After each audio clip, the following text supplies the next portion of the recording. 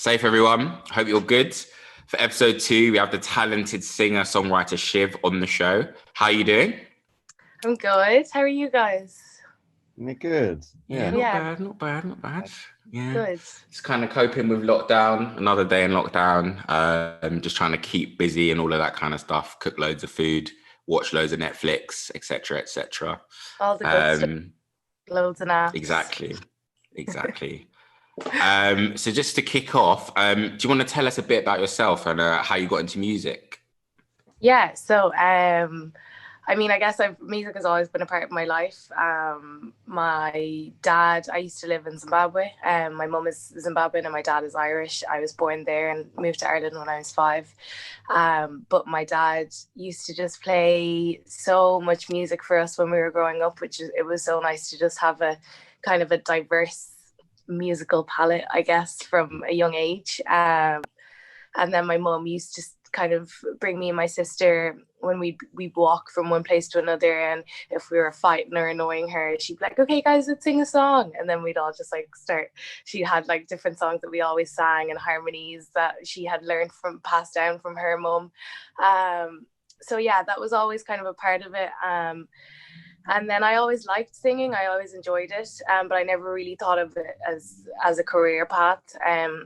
It just kind of seemed like something that was far away, you know, like only 1 in a million sort of are able to actually achieve that and break the industry or whatever. But I guess the model has changed in recent years, and that sort of made it more of a goal that I could see myself achieving or trying to achieve. And yeah, I guess it kind of all came to a boil when my sister was getting married, and I'm just not very good at public speaking. Like, it's just not my thing. I just don't like it at all. And I was her maid of honor, and had to do a speech, and I was like, okay, there's no way I'm doing that. What else could I do? So I wrote her a song. It was one of the first songs I'd written. That was about maybe 3 or 4 years ago. And yeah, I sang it for her, put it up on YouTube, and I ended up getting scouted from there. And then it just kind of snowballed. Like, I just, once the switch flipped, I guess I started taking it more seriously. And I learned how to produce. And then once that happened, it gave me a lot of freedom to be able to translate my ideas straight away into music rather than just like a song with piano. I was able to build a full track with all the instrumentation around it. And luckily, after releasing my first couple of singles, they did well. That kind of gave me the push to sort of, decide, okay, yeah, maybe I can do this. And that brings us up to now. Because is it right that you were a DJ first and then moved on to singing? What propelled you to start singing instead of going down the DJ path?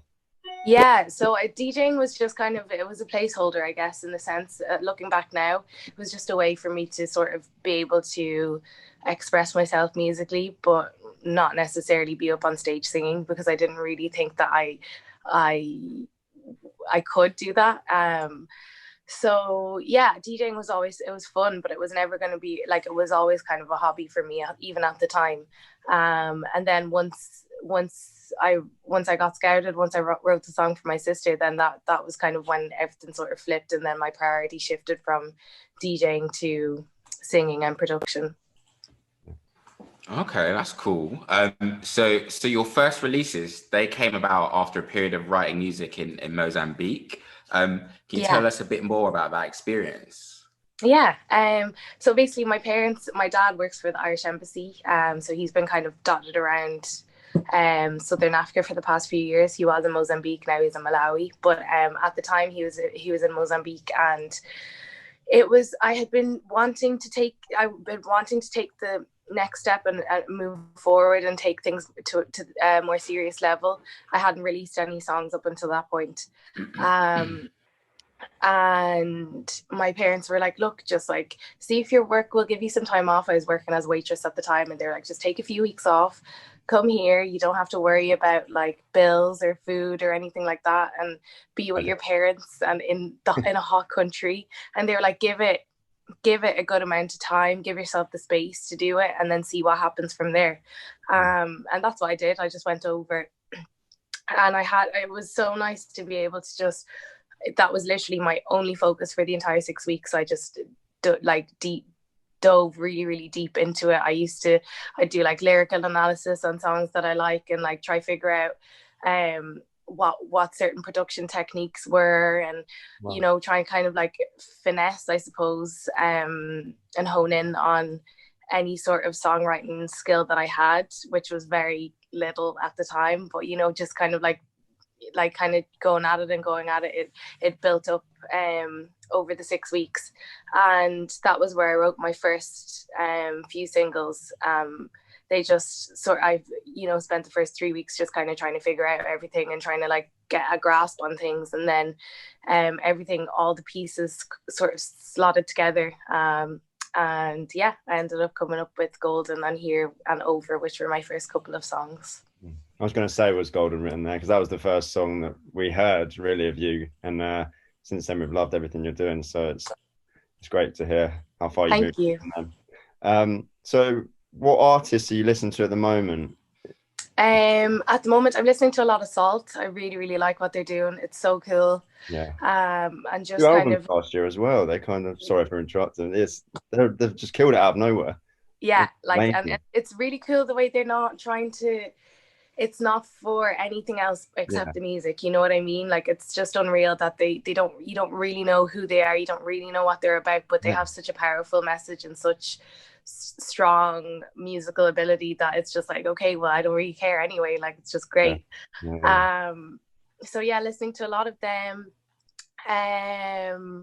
Listening to a lot of Irish artists at the moment as well that are really doing well.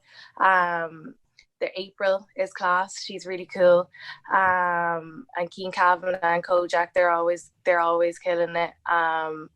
And yeah, they're the kind of main ones at the moment.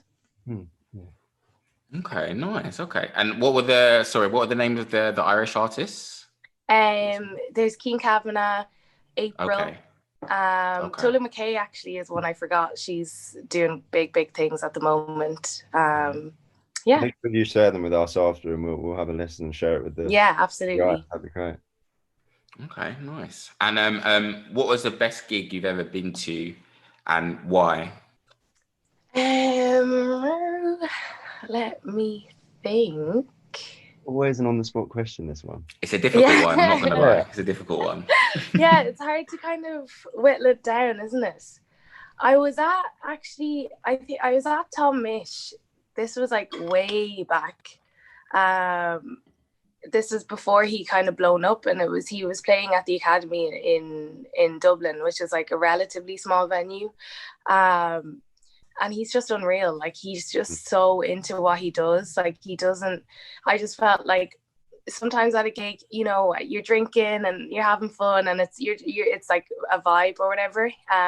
But with Tom Misch, I really felt like even the upbeat songs, I was just like soaked, like completely just taken in by what he was doing, because he was just, you can just tell he's there to perform his songs, not for anyone else. You know what I mean? Well, that's what it felt like anyway. If that's not what he's doing, then he's very good at acting, pretending that's what he's doing. But yeah, it just really felt like he was in it, and it kind of sucked you in, and just like you were like in a trance nearly, just like watching him do what he does best.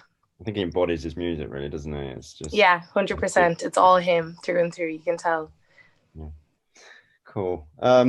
So next up, we're going to get you to sing your latest single, "Letting You Know." And that features as one of your songs on your new EP, "Me to Me." Do you want to tell us a bit more about the inspiration for that and how that was pulled together? Yeah, sure. The whole EP itself, it didn't really come together. I didn't really know I was writing it, if that makes sense. Like, I wanted to write an EP, and I wanted it to be about kind of like a message to myself. I always knew that's what it was going to be, but a lot of the songs that I was writing at the time, that just wasn't coming through. And Letting You Know is one of those. It really felt like a love song when I first wrote it. Like and I just it didn't connect with me, because I was just like, I don't want to do that. Like, I don't want to just be the girl that writes about love. Like, it didn't feel real or genuine to me. But then I was listening to the track list. I had like a catalogue of tracks that I hadn't released yet, and some of them were unmixed and blah blah blah, and I was listening to them all back to back, and I happened to listen to them in the order that I released my EP, and for some reason something just clicked, and like all of the songs just seemed to tell a story in that order. It just seemed like it was like weaving a narrative that I didn't even know that I was writing. And I think that's something that, talking to other artists lately, I've noticed that seems to happen. Like, your subconscious brain just like shoots stuff out that you don't even realize is what you're trying to say until, you know, a couple of months or a couple of weeks later. So Letting You Know is kind of it's the final track, and the whole EP sort of delves into mainly like just creativity and the anxiety that surrounds that, and the sort of push and pull of like wanting to be creative and wanting to come up with something great, but that not necessarily being the case all of the time, and just being prepared for like failure, and you know that's just gonna happen, and some of those failures end up being mistakes that you carry on and end up being, you know, like great pieces of art, and sometimes they're just bad, you know.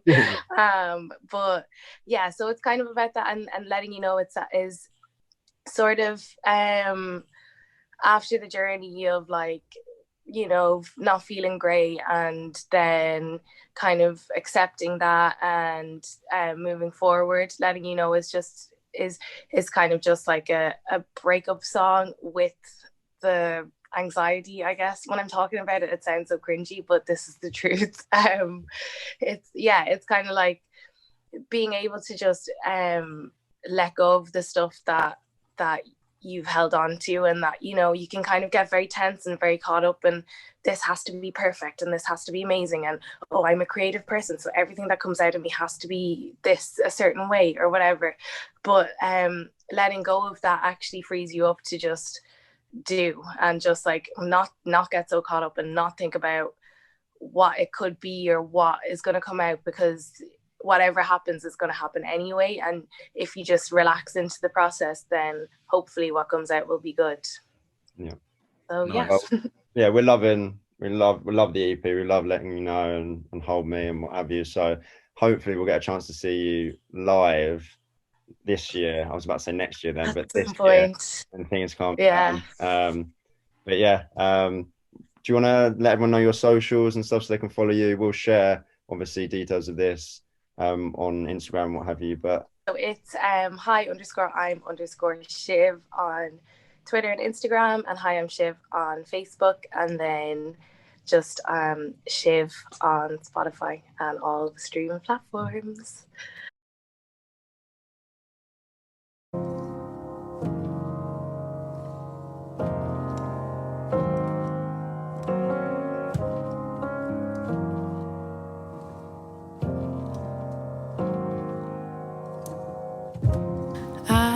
Found I'm bound to you, all the things that you do, how you move. I'm a fool for the way you make me feel, but how do I know it's real?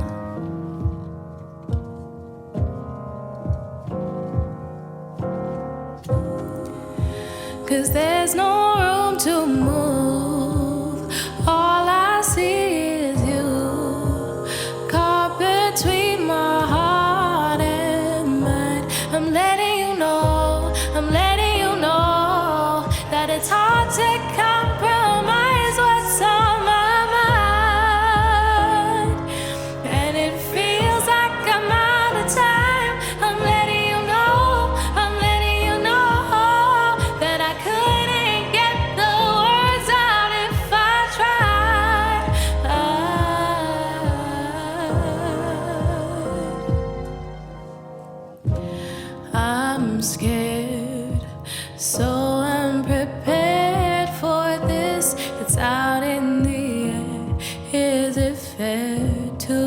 expect your heart to be revealed. Oh, but would that make it real?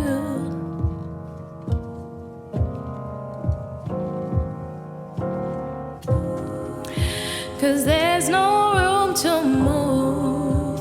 All I see is you. So just in case I cross your mind, I'm letting you know, that it's hard to compromise what's on my mind. And it feels like I'm out of time. I'm letting you know that I couldn't get the words out if I tried.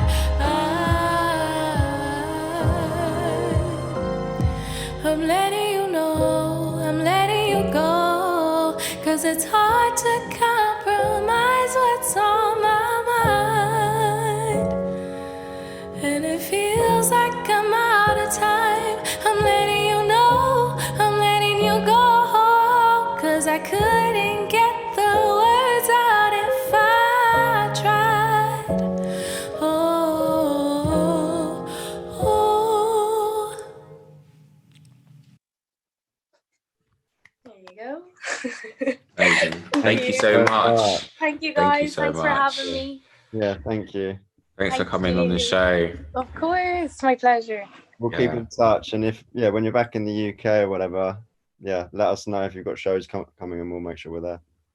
Absolutely. Thanks, guys.